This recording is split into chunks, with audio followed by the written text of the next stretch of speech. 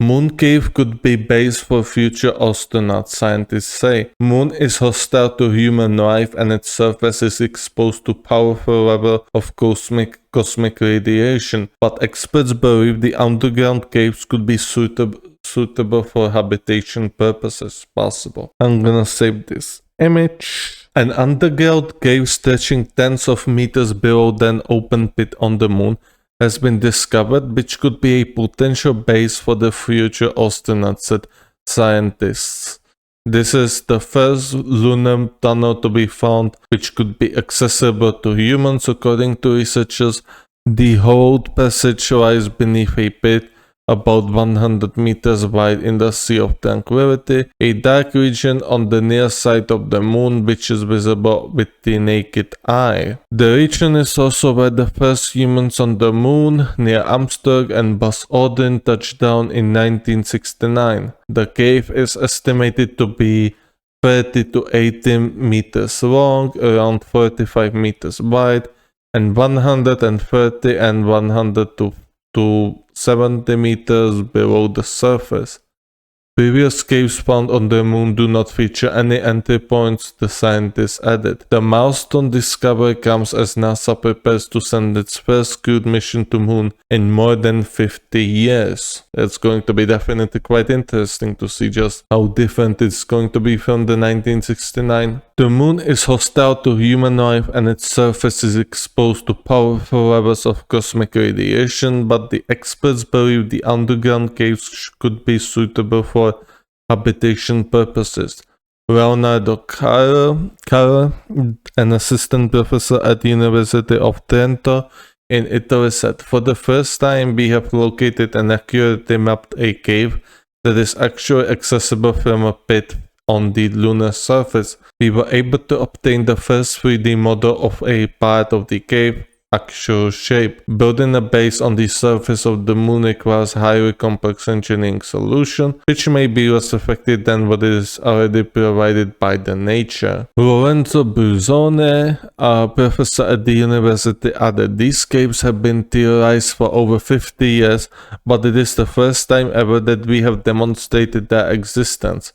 The moon's surface is exposed to cosmic radiation that is up to 150 times more powerful than Earth. Indeed, Earth has an atmosphere and ozone layer to protect us from the radiation. However, even if we build the base on the moon, then we also have to keep in mind that you would still have to work out a lot due to the gravity on moon, because moon gravity is much lighter than on Earth, unless we would be able to control the gravity by then, which is at this point unlikely. The surface is also vulnerable to frequent meteorite impacts and extreme temperatures ranging from 127 degrees Celsius to minus 173 degrees of Celsius. Previous research has suggested an underground caves have an average temperature of around 17 Celsius, creating a suitable conditions for astronauts.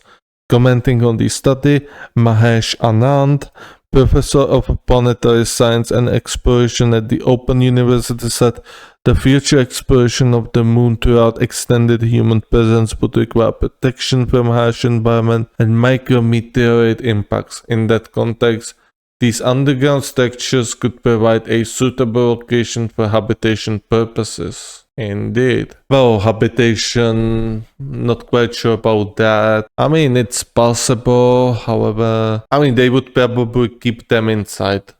I don't think they would let the habitation outside. Maybe yes. I don't know, we will have to see how it works on moon. And this is the article. Yes, the underground caves are ancient lava tubes created by volcanic activity billions of years ago.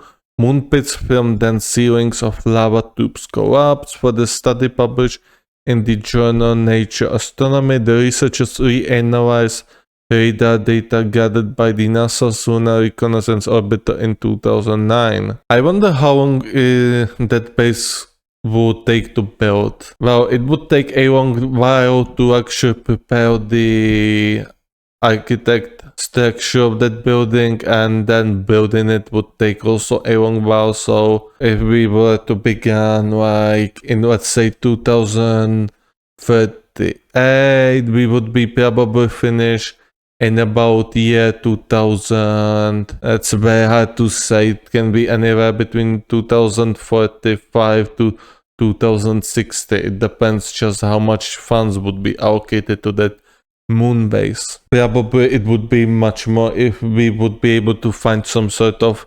spatial engines, something like the ion propulsion, something we can use in space and we do not need to refill like every 10 minutes. That's a hyperbole, obviously. But indeed, as moon base would be ideal.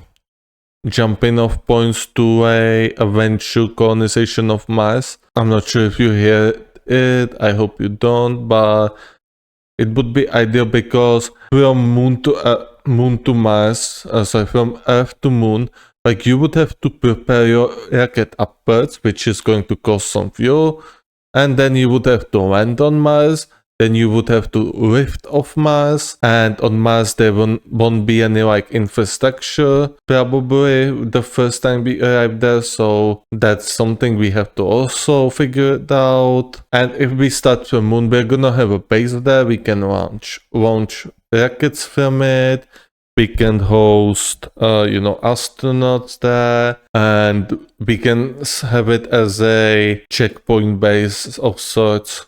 Also, it would be very good because we would be able to actually probably improve our understanding of gravity and how to control it, as well as creating a space weapons. After we make these first steps, then the technological evolution should really kick off. Make the first move and the technology is going to just boom, explode. So that's everything I wanted to say.